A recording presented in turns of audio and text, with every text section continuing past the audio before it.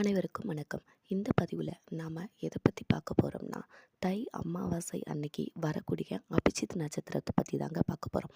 அபிஜித் நட்சத்திரம்னா என்ன அப்படின்னு கேட்டிங்கன்னா, அபிஜித் நட்சத்திரம்ன்றது உத்திராடம் 4ஆம் பாதமும் திருவோணம் 1ஆம் பாதமும் சேர்ந்தது தாங்க அபிஜித் நட்சத்திரம். இந்த அபிஜித் நட்சத்திரம் நேரத்தில் நீங்கள் என்ன கேட்டாலும் அதை அப்படியே கிருஷ்ண பகவான் நடத்தி தருவாருங்க. அபிஜித் முகூர்த்தம்ன்றது டெய்லியுமே வரக்கூடியதுங்க. ஆனால் அபிஜித் நட்சத்திரம்ன்றது மாதத்தில் ஒரு தடவை மட்டும்தாங்க வரும். எப்போயாவது ஒரு மாதத்தில் 2 தடவை வருங்க. அப்படிப்பட்ட அபிஜித் நட்சத்திரம் 24 நிமிடங்கள் மட்டும்தாங்க இருக்கும். அந்த 24 நிமிடங்களில் நீங்கள் கிருஷ்ண பகவான் கிட்ட என்ன கேட்டாலும் அதை அப்படியே எம்பெருமான் நடத்தி தருவாருங்க. அபிஜித் நட்சத்திரம்ன்றது 28வது நட்சத்திரங்க. இந்த 28வது நட்சத்திரத்தை கிருஷ்ண பகவான் அவரோட மயில் இறகுல ஒளிச்சு வச்சுருக்காருங்க. அபிஜித் நட்சத்திரம்ன்றது இப்போ இல்லைங்க, மகாபாரத காலத்துலேருந்தே இருக்குங்க.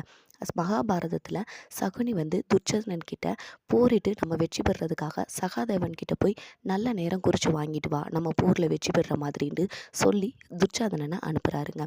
அப்போ சகாதேவன் கிட்ட போய் துர்ச்சோதனன் நேரம் கேட்ட உடனே அவர் நல்ல நேரம், நீங்கள் வெற்றி பெறதுக்கான நேரம்னு குறித்து கொடுத்த நேரம் தாங்க அபிஜித் நட்சத்திரம்.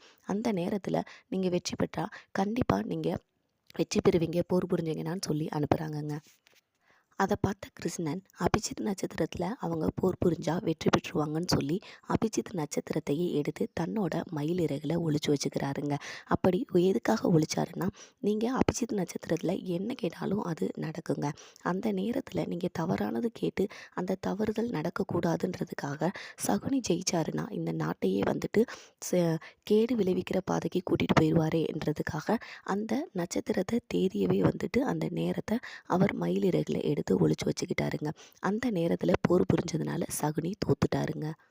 நீங்களும் உங்களுக்கு என்ன வேணுமோ அதை நல்லதை மட்டும் கேளுங்க. அடுத்தவங்க அழிஞ்சு போயிடணும்னோ, அடுத்தவங்களுக்கு கேடு நினைவிக்கிறதோ அந்த 24 நிமிடங்களில் நீங்கள் கண்டிப்பாக கேட்காதீங்க. கேட்டாலும் அது நடக்காதுங்க. மற்றபடி நீங்கள் இப்போ உங்களோட படிப்பு சம்மந்தமாக, வேலை சம்மந்தமாக, கடன் தீரணும், ஒரு புது வீடு கட்டணும், கணவன் மனைவிக்குள்ள அந்யோன்யங்கள் அதிகரிக்கணும், நாங்கள் நல்லா இருக்கணும், குழந்தை பாக்கியம், திருமண பாக்கியம், வேறு நீங்கள் என்ன கேட்டாலும் அது அப்படியே நடக்குங்க. அதே மாதிரி அந்த 24 நிமிஷத்தில் நீங்கள் ஒரே ஒரு வழிபாடு மட்டும்தாங்க வைக்கணும். அதாவது ஒன்றை மட்டும் வேண்டிக்கங்க. அது நடந்ததுக்கப்புறமா அடுத்த மாதம் வேறு ஒன்றை வேண்டிக்கலாங்க. ஏதாவது ஒரு குறிக்கோளை மட்டும், ஒரு விஷயத்தை மட்டும் வைங்க. இப்போ படிப்புக்காகனா படிப்புக்காக மட்டும் வைங்க, வேலைக்காகனா வேலைக்காக மட்டும் நினச்சி அந்த 24 நிமிஷத்தில் வேண்டிக்கங்க. நான் அபிஜித் நட்சத்திரத்தோட துதியை உங்களுக்கு சொல்லித்தரேங்க. அந்த துதியை நான் சொல்கிற நேரத்தில் 3 தடவை அந்த துதியை நீங்கள் உச்சரிங்க. கண்டிப்பாக நீங்கள் என்ன கேட்டாலும் அது நடக்குங்க. இப்போ வேலைக்கு ட்ரை பண்ணுறீங்கன்னா வேலைக்காக மட்டும் மனசில் நினச்சிக்கிட்டு நீங்கள் இந்த துதியை 3 தடவை சொல்லுங்கள். அது அப்படியே நடக்குங்க. இல்லை குழந்தை பாக்கியம், திருமண பாக்கியம், வீடு கட்டணும், கடன் அடையணும், அப்படி என்னவா இருந்தாலும் ஏதாவது ஒன்றை மட்டும் நினச்சிட்டு இந்த துதியை 3 தடவை நீங்கள் சொல்லுங்கள். ஜனவரி 29ஆம் தேதி தை அமாவாசை அன்னைக்கு காலையில் 8:08லிருந்து 8:32 இந்த 24 நிமிஷம் தாங்க அபிஜித் நட்சத்திரம் நேரம் இருக்குது. இந்த அபிஜித் நட்சத்திர நேரத்தில் நீங்கள் என்ன வேண்டுனீங்களோ அதை அப்படியே நடக்குங்க. இந்த துதியை 3 தடவை சொல்லிக்கிட்டே உங்கள் மனசில் என்ன வேண்டுதல் வைக்கிறீங்களோ அப்போ வேண்டிக்கிங்க. அப்படியே அபிஜித ஆகமாந்து தீர அபிஜிதாம்பர நட்சத்திராணாம் நாததீய ஜோதினாம் நலகங்காதர பவதாரண சிவஜ்ய விஷ்ணுமேதனாம் பவ தவளாம் சுக பரிபாலய சரணாகத பாகிமாம்.